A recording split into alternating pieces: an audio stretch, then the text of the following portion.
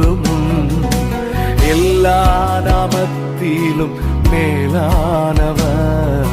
முழங்கால்கள் முடங்கிடும் இவருக்கு முன். துதிகன மகிமைக்கு பாத்திரரே, தூயவர் இயேசுவை உயர்த்திடுவே. துதிகன மகிமைக்கு பாத்திரரே, தூயவர் இயேசுவை உயர்த்திடுவே.